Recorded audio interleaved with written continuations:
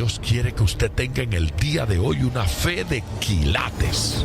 Más de 4 décadas dedicadas a la evangelización del mundo. Yo le estoy diciendo estas palabras para que usted fundamente su fe en realidades, en estas realidades eternas. Su contribución a la literatura cristiana hace evidente su compromiso con el Señor de hacer discípulos y formar ministros. La oferta del Señor a nuestras vidas es que nuestra fe crezca, que nuestra fe sea fortalecida. Escuchemos al doctor Díaz Pavón en Para que el mundo crea. Reciba la paz del Señor con mi saludo. En el programa de hoy escucharemos la segunda parte del mensaje que comenzamos a oír ayer. Ayer hablábamos sobre regalo de Dios. Hoy vamos a continuar hablando sobre ese regalo de Dios. Dios hace lo que dice. Dios cumple lo que promete. Eso que Dios nos promete lo hace para estimular fe en nosotros, para hacernos mirar al futuro y creer que tenemos por delante un futuro lleno de bendición, lleno de gracia divina. Y esa fe que profesamos nos da acceso a todo lo que Dios tiene para nosotros. Hoy Dios quiere que podamos acceder a su gracia, a su bendición. Para los hijos de Dios hay disponible milagros, hay disponible palabras, hay disponible consuelo. No importa cuál sea su situación, crea que el Señor Jesucristo le ministra en este día. Si nos sujetamos a autoridad, tenemos autoridad. Nuestro pasaje en este día, tanto ayer como hoy, es ese del centurión. Ese hombre que dice, yo soy hombre sujeto a autoridad y digo a este ve y va y a aquel ven y viene. Ese hombre está diciendo, porque estoy sujeto, tengo autoridad. Eso es un principio que opera en el orden espiritual.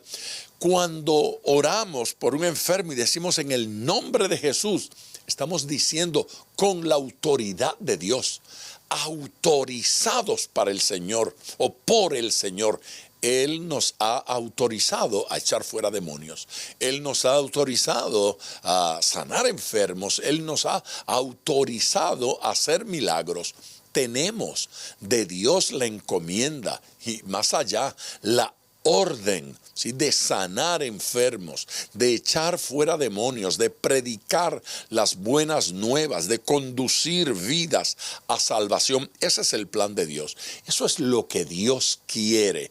Por lo tanto, la idea no es intentar convencer a Dios de que sea bueno. Dios es bueno. Intentar convencer a Dios de qué, de que quiera. Dios quiere. El Señor quiere perdonar.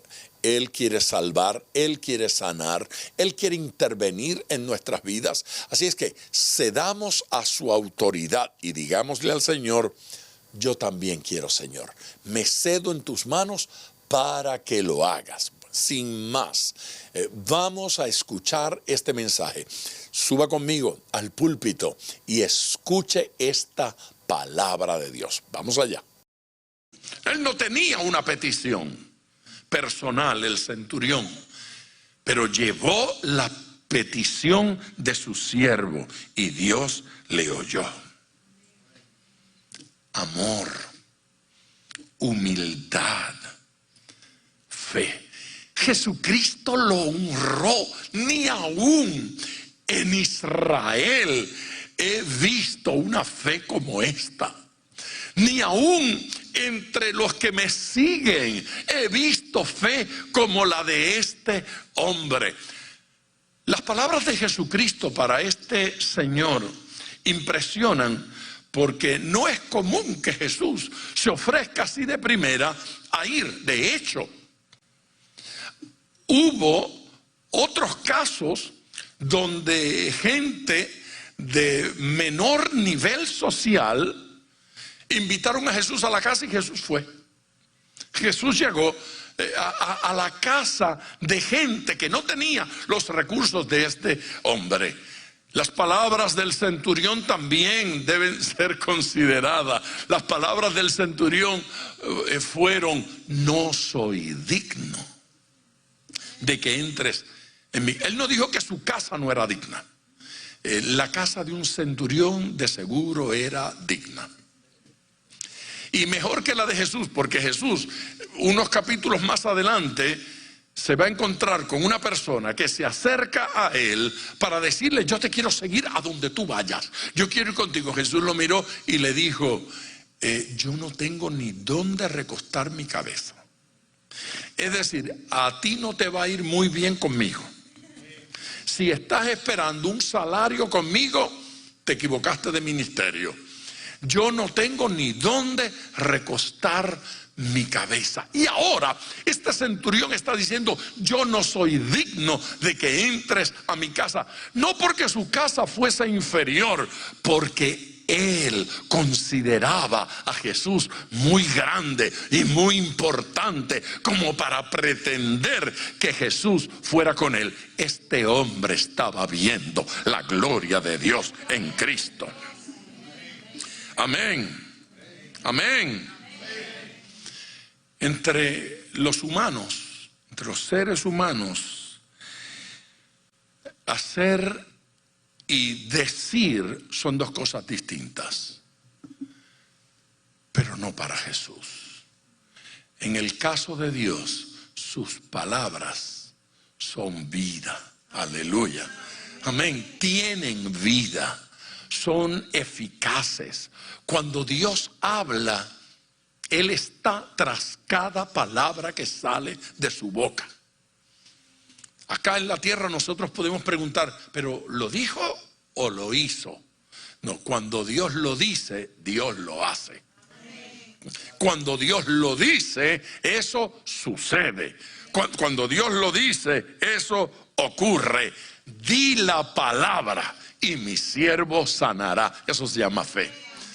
No soy digno, solo di la palabra. Aleluya. Le está diciendo: yo sé que tienes el poder, yo sé que tienes la autoridad. Y luego lo explica y dice: porque yo soy hombre sujeto a autoridad. ¿Se dio cuenta que él no dijo: porque yo soy hombre de autoridad? Lo lógico para nosotros sería que el centurión hubiese dicho: porque yo soy hombre de autoridad, y le digo a este siervo: ve y va, y le digo a aquel: ven y viene, y yo sé que tú eres de autoridad y que tú le das una orden y ocurre. No, este centurión se puso en la posición de quien tiene una autoridad sobre él. Y con eso está diciendo: quien no se sujeta no tiene autoridad. Quien no respeta no es respetado. Quien no honra no recibirá honra. Para que abras la boca y te respeten, tú tienes que ser, es lo que le está diciendo, hombre sujeto a autoridad. Le dijo: yo sé que tú caminas en armonía con tu Padre Celestial. Yo sé que tu vida está a tono con tu Padre. Así es que si tú abres la boca, mi siervo sanará. Las enfermedades no podrán resistir la autoridad de tu voz. La autoridad no viene porque utilizo el nombre de Jesús como abracadabra. Sí, la autoridad no está en la palabra mágica. Eso de decir en el nombre de Jesús significa por la autoridad de Jesús. Porque Él me mandó. Si usted va al banco con un pedazo de papel que dice una cantidad y dice el nombre suyo y abajo está firmado, usted llega al banco, a la ventanilla, y entrega el papelito y usted está diciendo: a nombre del firmante, denme $500. A nombre del firmante, denme esta cantidad de dinero. A ellos no les importa si usted tiene o no tiene dinero. A ellos les importa si el firmante tiene dinero. ¿Bajo qué autoridad opero? Por eso aquellos que pretendían echar fuera demonios en nombre de Jesús, el que predica Pablo, recibieron como respuesta de los demonios: a Jesús conocemos. Los demonios lo que dijeron literalmente fue: sabemos quién es Pablo, sabemos quién es Jesús, ¿y tú quién eres? Así que el abracadabra no le funcionó. Oiga, yo oré por el endemoniado y le dije en el nombre de Jesús y no pasó nada. Yo oré por el enfermo en el nombre de Jesús y no sucedió nada. Pues porque no funciona de esa manera. Funciona cuando ese nombre me está respaldando, cuando yo vivo bajo esa autoridad, bajo la autoridad de Cristo. Entonces no tengo que pujar mucho. Los demonios no se impresionan por el grito, no se impresionan por nuestras emociones. Eso de echar fuera demonios o sanar enfermos en el nombre del Señor significa que estoy viviendo bajo la autoridad del Señor. Aquellos que aman al Señor le dan gloria. Dele gloria al Señor. Jesucristo recibió al centurión. Jesucristo admiró al centurión y Jesucristo honró al centurión. Lo escuchó, le dedicó tiempo, le ofreció ayudarlo, servirle, lo alabó públicamente, reconoció en él un hombre de fe. Amén. En cuanto a otros, lo que dice el Señor allí es interesante. Dice que muchos vendrán del este y del oeste, dice del oriente y del occidente, y se juntarán, se acercarán a Jacob, se acercarán a Abraham, se acercarán a Isaac. Van a llegar. ¿Se da cuenta usted de que este centurión es un gentil?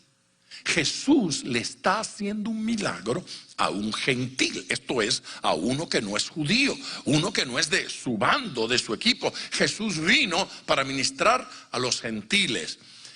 El otro caso fue el de la Sirofenicia, una mujer que era de la región de Fenicia, particularmente de una zona que se llamaba Siria, Fenicia, la Sirofenicia. Esta señora se acerca a Jesús para pedir oración por su hija. Es el mismo caso. Es gentil y no pide oración por ella, pide por su hija. Pero se entiende que uno pida oración por la hija, ¿verdad? Lo del esclavo es todavía menos común. Ella se acercó. Jesús le dijo, utilizó una ilustración. Le dijo: los milagros son para los judíos. Yo vine a los judíos, yo vine al pueblo de Israel, yo no vine para los gentiles. La mujer se debió haber enojado. Eso dice la costumbre. Si usted llega y toca la puerta del pastor y él no le responde, usted se va por el pasillo diciendo: ya se cree gente, el tipo este. Eso es lo que debe ocurrir, ¿no? Que ocurre comúnmente. Si usted llama a la oficina y dice: ¿puedo ver al pastor hoy? Y dice: el pastor no está aquí. Seguramente está en un crucero. A mí no me gustan los cruceros. Y la gente se incomoda. Entonces Jesús le dijo a ella que no, y ella insistió, y Jesús le dijo: mira, no es justo que la comida que es para los hijos se le dé a los perrillos, a los perros. Ella debió haberse enojado más, pero ella dijo: tienes razón, yo soy un perrillo. Pero Señor, aún los perrillos comen de las migajas que caen de la mesa del Señor. Déjame comer de una migaja. Hazle un milagro a mi hija. Y Jesús se admiró nuevamente. Es que yo no tengo un discípulo así de humilde. Yo no tengo seguidores con esa fe. ¿Dónde está? Y ninguno de los dos casos que admira extraordinariamente al Señor Jesús son judíos. Ninguno.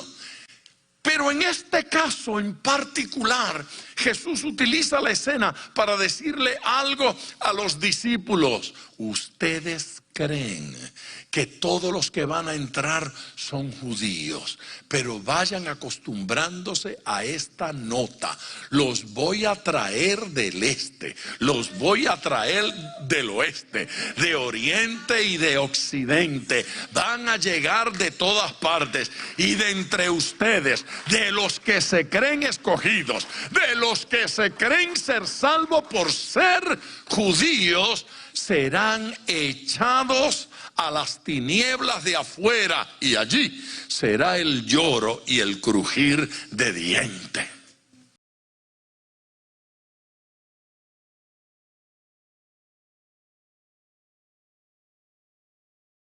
Esa es la gran realidad. El Señor Jesús lo está diciendo. Ustedes creen que por ser judíos van a estar, cuidadito, porque muchos de ustedes serán echados a las tinieblas de afuera.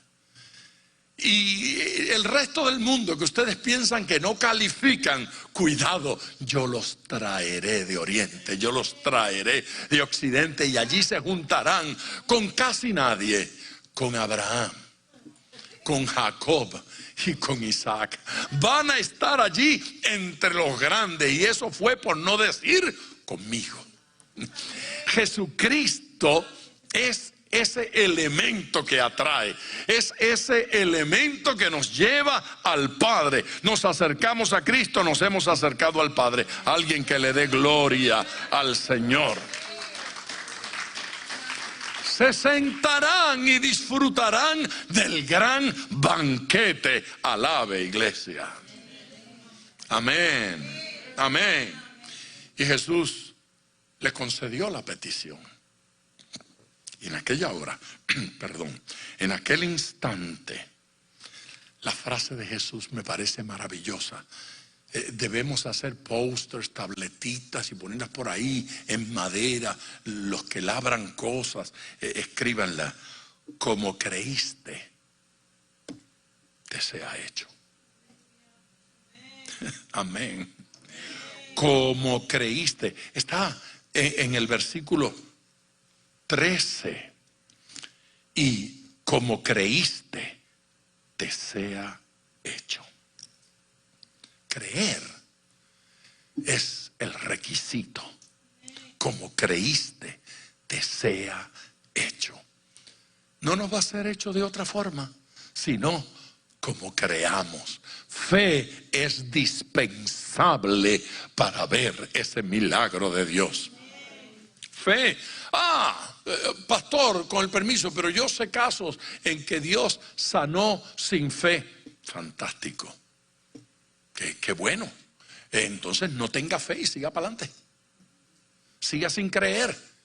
El hecho de que Dios le haga un milagro a una persona que no tiene fe, el hecho de que Dios le haga un milagro a una persona en pecado, el hecho de que Dios bendiga a una persona mala, no significa que ser malo es el requisito. No se equivoque, no haga mala teología. La teología aquí es: crea, porque al que cree todo le es posible. Aleluya. Dios bendice, Dios concede. Si vamos a estimular alguna cosa en nuestra vida, estimulemos fe. Nunca tome las excepciones a la regla para convertirlas en su norma. Oh, Dios bendijo a aquel sinvergüenza, seré sinvergüenza. No funciona así. el consejo de Dios, allí hay sabiduría. Y el consejo de Dios es: crea, tenga fe. De inmediato va a ocurrir otro fenómeno extraordinario: la sanación de la suegra de Pedro. Dios sana a las suegras. Aleluya. Primera doctrina que hay que establecer: Dios sana las suegras. Después de un pasaje como este, no debemos hacer más chistes contra las suegras. Por varias razones. En primer lugar, dice allí que la suegra vivía en la casa de Pedro. Así es que, ¿quiere doctrina? Aquí va una de las buenas. ¿Sí? No desatienda a su suegra. ¿Te gustó? No desatienda a su suegra. Dígalo: en casa hay una habitación disponible para mi suegra. En casa hay una habitación disponible para mi suegra. Tú vas a traer aquí. Sí. Así es que fíjese bien. Otro detalle. Vamos a otro detalle. Jesús no tenía dónde recostar la cabeza, pero Pedro sí. Pedro tenía casa propia. Es más, Pedro no era de Capernaum. Pedro no fue encontrado por Jesús en Capernaum. La historia dice que lo que sucedió fue que cuando Pedro se impacta con la vida de Jesús, lo siguió y terminó comprando casa en Capernaum. Así que Pedrito tenía dos casas. Tenía otra casa acá en Capernaum. ¿Qué les parece? Y para acá, para Capernaum, se trajo a la familia, se traía los familiares. Estaba allí, dice, su familia. Estaba allí, obviamente, su esposa. Y estaba allí también su suegra. Porque es que el que tiene suegra regularmente es porque ya tiene esposa. Amén. Entonces, los apóstoles se casan. Él era el primer apóstol, pero se casó. Sí, lo voy a repetir mirando a la cámara. El apóstol Pedro caminaba con Jesús, casado, con suegra, con esposa. No solo Pablo va a recomendarlo luego y va a decir que los otros, Cefas, Simón Pedro, tienen una hermana que los acompaña, tienen esposa. Yo también tengo derecho a tener. O sea, el apóstol Pablo decía que él tenía derecho a tener esposa. Y que Bernabé también tenía derecho a tener esposa. Por ciertas circunstancias prefirieron no tenerla, porque a lo mejor dijeron: ninguna hermana se va a aguantar esta viajadera. Yo conseguí una que se la aguantó. A lo mejor ella es la que oró por lo del corona, que lo deje en casa. Aunque después que yo paso en casa un par de semanas, mi esposa comienza a preguntarme que si no hay campaña. Papi, ¿tú no sientes un llamado a algún país que te puedas ir unos días a ver si? Es difícil, resulta pesado. Los camioneros saben de lo que yo estoy hablando. ¡Ay, aleluya! Pero Dios es bueno.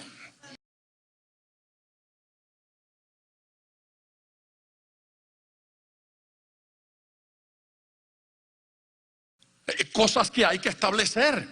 Jesús llega allí y observe esto. Allí no habla nada de la fe de la suegra. Nada. Allí no habla nada del interés de la suegra en que Jesús fuese a orar por ella. Pero Jesús llegó y de una vez estaba en la cama. Así es que Jesús entró al cuarto de la suegra. ¿Y sabe lo que hizo? No hizo el ritual ese que nosotros, en el nombre ahora mismo, y le mete el manazo en la frente y le sacuden la cabeza y los despeinan y les unge. No, nada de eso, nada de eso.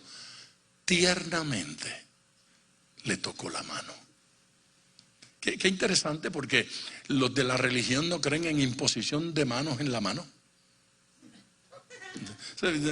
No, Jesús fue y delicadamente le tocó la mano. Ni siquiera dice reprendió, ni siquiera dice oró, no, ahora mismo, pero cállate porque te caigo. No, me estoy metiendo en lo que no debo. Pero es verdad, o te caes o te tumbo, escoge tú. Aquí. Entonces le tocó la mano, no se la apretó, se la tocó. Es una expresión de ternura. Jesús fue tiernamente y tocó a la suegra. Hay que tocarlas con ternura. Por eso que si no la tocado con ternura, tiene consecuencias. Ternura con la suegra. Ternura. Con ternura. Y al instante sanó. Al instante se fue la fiebre. No era una fiebre cualquiera, la tenía postrada, la tenía en la cama. Esta mujer estaba enferma. La suegra quedó sana. ¿Y qué hizo? Pues imagínese usted, llamó al fan club de la suegra de Pedro, porque no es cualquier cosa ser la suegra de Pedro. Gente tiene que venir aquí. Yo soy la suegra, venga al ministerio La Suegra Incorporado. Llamó a sus amigas para decirle: el Señor vino a mi casa y entró a mi cuarto y me sanó a mí primero. Nada de eso dice el texto. Dice que se levantó a servirle a todo el que estaba allí.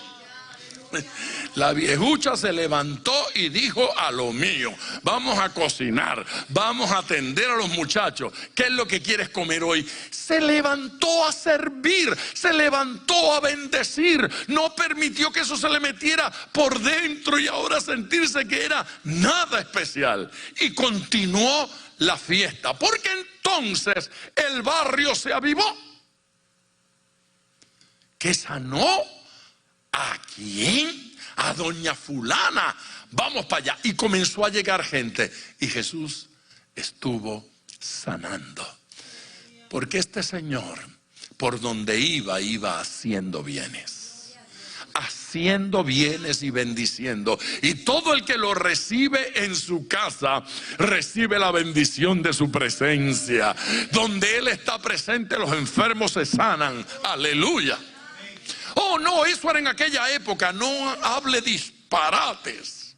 Su presencia, su poder no se ha cortado. Y cierra esto diciendo que con la palabra echaba fuera a los demonios, sanaba los enfermos y los sanó a todos. Hay un milagro del Señor para usted. Y hay razones para creerlo. Ese milagro lo voy a recibir. Hay que estimular fe. Pastor, pero usted no puede creer que le pase a usted como le pasó al pastor fulano que murió de esa enfermedad. Óigame, yo tengo suficientes razones para no creer, no me dé otra.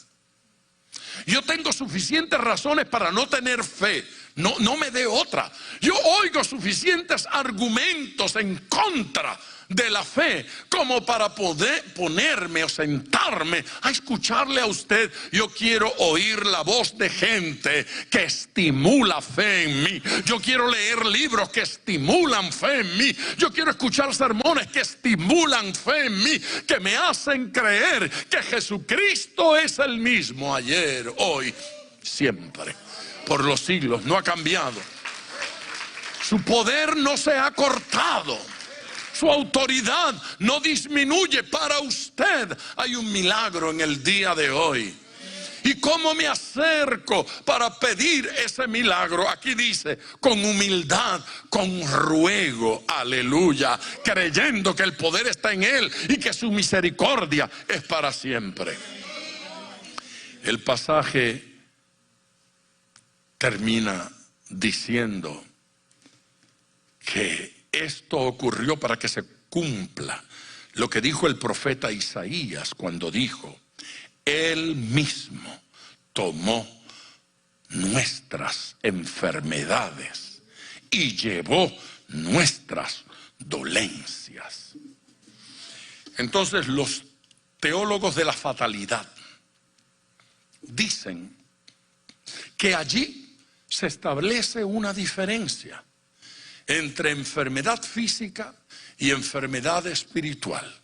La enfermedad física es la que tal vez se sane, pero la enfermedad espiritual es la que siempre se sana. Explíquenmelo bien. ¿Cómo es que incluyen en un versículo dos aspectos y uno es tal vez y el otro es seguro? Entonces los más atrevidos dicen, allí solo está hablando de la enfermedad espiritual. Jesucristo murió para que nuestros pecados sean perdonados. A ver, pues entonces, si es así, Mateo, el discípulo, el apóstol, cometió un error teológico. Porque cuando vio los que se sanaban de enfermedades físicas, la suegra y los otros enfermos, y los sanó, dijo, aquí se está cumpliendo lo que dijo el profeta Isaías. Mateo está diciendo, Isaías 53 habla sobre enfermedades físicas. Porque aquí se cumple aquel pasaje y si se cumplió allí, se sigue cumpliendo en el día de hoy. Tenemos una buena base bíblica, una buena base teológica para creer que el poder sanador de Jesucristo está activo. Aleluya.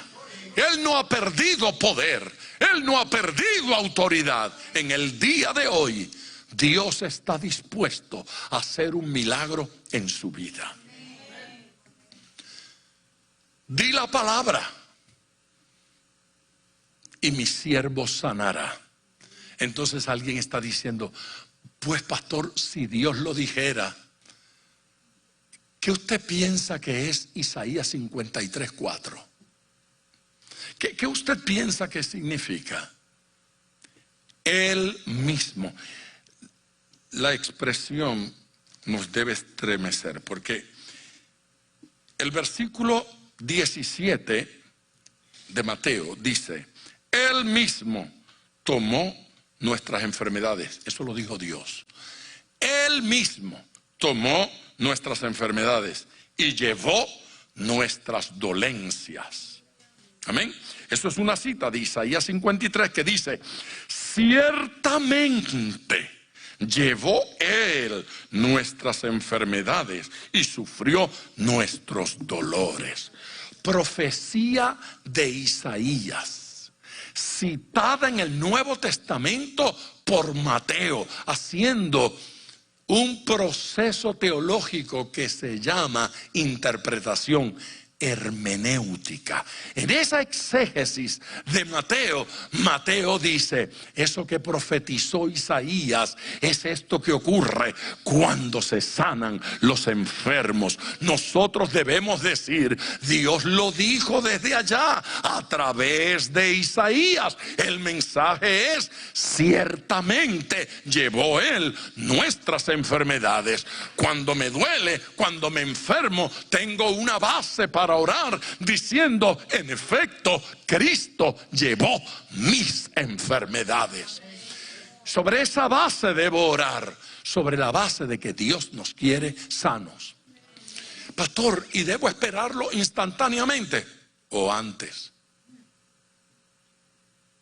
Y si se tarda un poco, sigo creyendo. Y sigo creyendo la palabra y sigo peleando y continúo en batalla. ¿Hasta cuándo? Hasta que vea respuesta. Y mientras tanto le sirvo con la convicción de que el Dios de los milagros está conmigo. Cuando veo el milagro y cuando no lo veo, sigo creyendo que Él tiene el poder. El hecho de que me coma el león no significa que Él perdió el poder. Significa que Él tiene un plan maravilloso.